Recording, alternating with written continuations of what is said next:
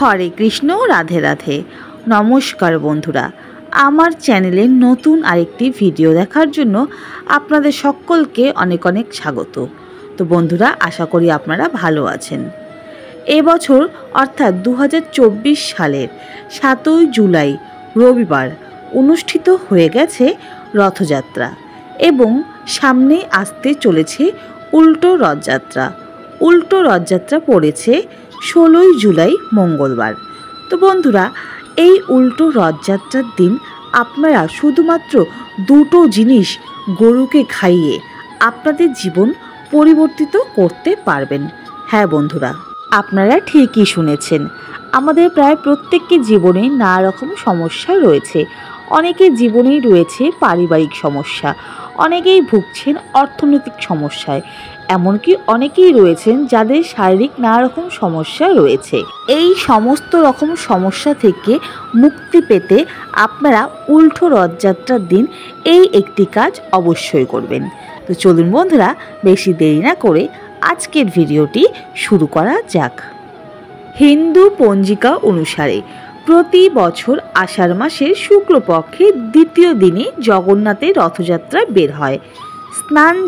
স্নানের পর শারীরিক অসুস্থতার কারণে জগন্নাথ দেব এক পক্ষকাল চিকিৎসাধীন থাকেন।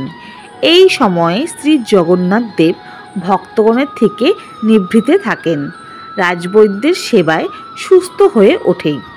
রথযাত্রার দিন 3 ভাই বোন রাজবেশে নিজ নিজ রথে চেপে শোভাযাত্রা সহকারে সপ্তকালের জন্য মাসির বাড়িতে বেড়াতে যান। এই রথযাত্রা অত্যন্ত একটা পবিত্র দিন বলেই শাস্ত্রে উল্লেখিত রয়েছে। তাই এই দিনটিকে ধর্মপ্রাণরা যথেষ্ট গুরুত্ব সহকারে দেখেন। কথিত রয়েছে, এই দিনেই জয় জগন্নাথ নামে ধ্বনি আর তার স্পর্শ গৃহে সুখ ও সমৃদ্ধি নিয়ে আসে। এই রথযাত্রার প্রথম দিন থেকে শেষ দিন অর্থাৎ উল্টো রথযাত্রার দিন পর্যন্ত যে কোনো কাজ করাই শুভ বলে মনে করা হয়। তাই এই সময় কিছু নিয়ম বা বিধি করলে আপনাদের জীবনে থেকে থাকা নানা রকম সমস্যা দূর হতে পারে। সামনে আসতে চলেছে উল্টো রথযাত্রা। এই উল্টো রথযাত্রার দিন শুধুমাত্র এই দুটো জিনিস পারলে গরুকে খাইয়ে দিন, দেখবেন আপনাদের জীবনে নানা রকম সমস্যা থেকে মুক্তি পেয়েছেন। শুধু উল্টো রথযাত্রার দিন না, যদি সম্ভব হয় তাহলে প্রতিদিনই আপনারা গরুকে এই দুটি খাওয়াতে পারেন। কিন্তু প্রত্যেকের পক্ষে প্রতিদিন গরুকে খাওয়ানো সম্ভব নয়, কারণ অনেক শহরাঞ্চলে গরু দেখা যায় না। হ্যাঁ, গ্রাম অঞ্চলে গরু অবশ্যই দেখা যায়, কিন্তু শহরাঞ্চলে গরু খুব কম দেখা যায় বলে অনেকের ক্ষেত্রে কিন্তু প্রতিদিন গরুকে খাওয়ানো সম্ভব নয়। তো বন্ধুরা, আপনারা চেষ্টা করবেন রথযাত্রার দিন বা উল্টো রথযাত্রার দিন গরুকে এই দুটি খাবার অবশ্যই খাওয়ানোর। বলা হয়, রথ দেখলে নাকি আধ্যাত্মিক জ্ঞান বৃদ্ধি পায়, চিত্তশুদ্ধি ঘটে, এমনকি প্রকৃতি মানুষচক্ষু দৃষ্টি আরও প্রসারিত হয়। রথ টানার সময় একজন যদি তা দাঁড়িয়ে দেখেন, তাতে তার অন্তরে থাকা সমস্ত পাপের মোচন ঘটে। রথের রশি ধরে টান মারা একটা পুণ্যের কাজ বলে মনে করা হয়। এই রশিতে হাত ছুঁয়ে রাখলে নানা ধরনের পুণ্যার্জন হয় বলে কথিত রয়েছে। রথযাত্রার উৎসব শুরু থেকে শেষ পর্যন্ত কেউ অংশ নিলে এবং এর সমস্ত আচার উপাচারণ পালন করলে পুণ্য অর্জন হয়, এমনকি এর জন্য সারা জীবন জগন্নাথের আশীর্বাদ বর্ষিত হয়। তো চলুন বন্ধুরা, এখন জেনে নেওয়া যাক রথযাত্রার দিন আপনারা কি এমন দুটি জিনিস রয়েছে যেই দুটি জিনিস আপনারা গরুকে অবশ্যই খাওয়াবেন।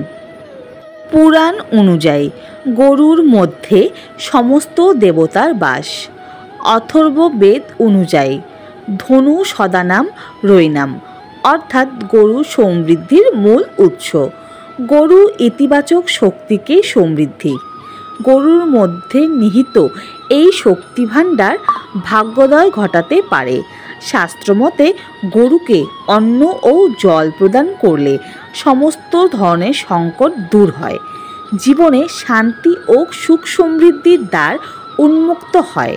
প্রতিদিন গরুকে রুটি খাওয়ালে এবং তার সাথে গুড় মিশিয়ে খাওয়ালে বৃহস্পতি ও শুক্র শক্তিশালী হয় এবং ধন সম্পত্তি বৃদ্ধি পায়।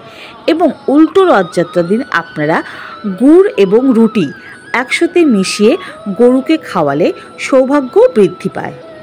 তো বন্ধুরা, উল্টো রথযাত্রার দিন আপনারা এই নিয়মটি যদি পালন করেন, অর্থাৎ গরুকে যদি রুটির সাথে গুড় মিশিয়ে খাওয়ান, তাহলে দেখবেন আশেপাশে কেউ না দেখে থাকে এবং গরুকে খাইয়ে আপনারা আর পিছনে ঘুরে দেখবেন না।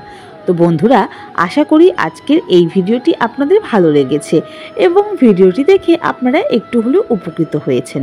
ভিডিওটি যদি ভালো লেগে থাকে তাহলে অবশ্যই লাইক, কমেন্ট, শেয়ার করে দেবেন।